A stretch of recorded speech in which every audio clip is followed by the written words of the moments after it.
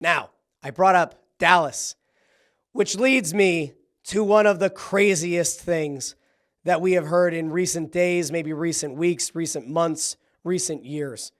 Dak Prescott living in a world of delusion. If you remember, prior to the season, sat down with, I believe it was Erin Andrews, and she said the Dallas Cowboys will, and he looked into her eyes and said, win the Super Bowl. And everyone laughed collectively.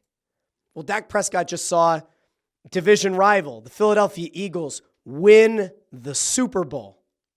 Or as some people call it, the Superb Owl. He just watched the Eagles win the Super Bowl. Very clearly the best team in football. His Dallas Cowboys, not the best team in football.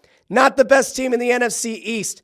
Dak Prescott, who was injured this season, who I thought got embarrassed by his owner with some public comments and then was made the highest paid player in the league.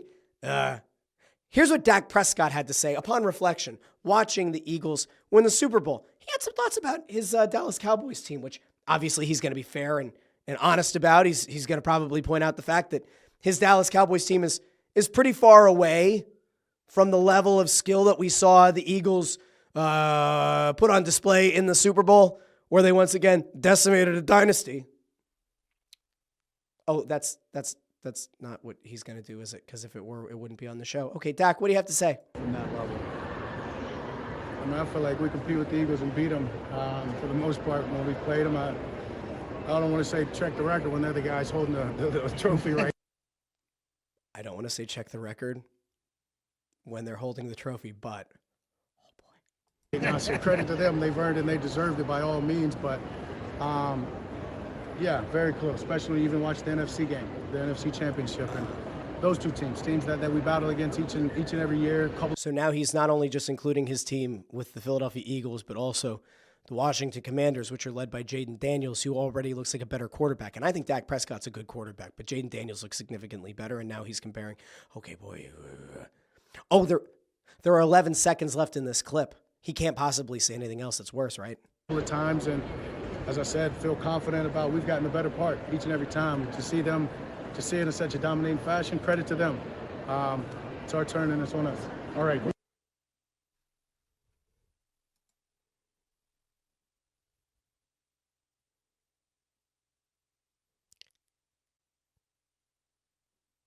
I don't know how to process that. I don't know how. Dak Prescott just looked into the eyes of reporters standing in front of the Children's Cancer Fund backdrop. Good on him. I don't know what the event was, but anybody who works and helps with children's cancer, God bless them. So good job, Dak Prescott. But that aside, we're going to set that nice little human element part of this aside.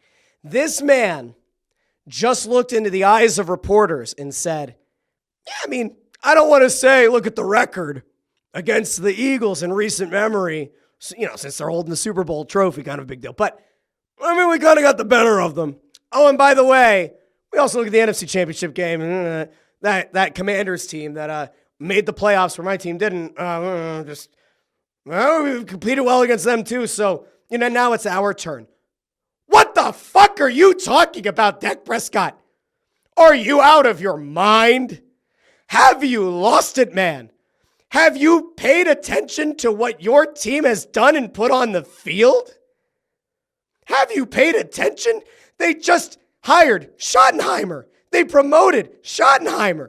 They could have had Kellen Moore, who just led the Eagles to a Super Bowl and offensive coordinator, and they promoted a lifelong assistant coach. Jerry Jones himself said, well, Brian Schottenheimer's always been referred to as an assistant coach, but now they're going to have to call him head coach.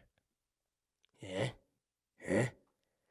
And now Dak Prescott is trying to tell you that it's the Cowboys' turn. How are you going to do that, Dak? Huh? Your team has some big free agents coming up in the near future. I believe there's a guy, Micah Parsons, who once played for Penn State. Some people believe might want to make his way north, right? You don't really have a running back. Things aren't exactly looking great on both sides of the ball in Dallas. You maybe want to explain yourself here. If I were a Dallas fan, I'd lose my shit. If I were a Dallas fan, I would feel beside myself. Oh, we have a resident fan of the Dallas Cowboys who, as I mentioned at the top of the show, is actually somebody who supports Jalen Hurts.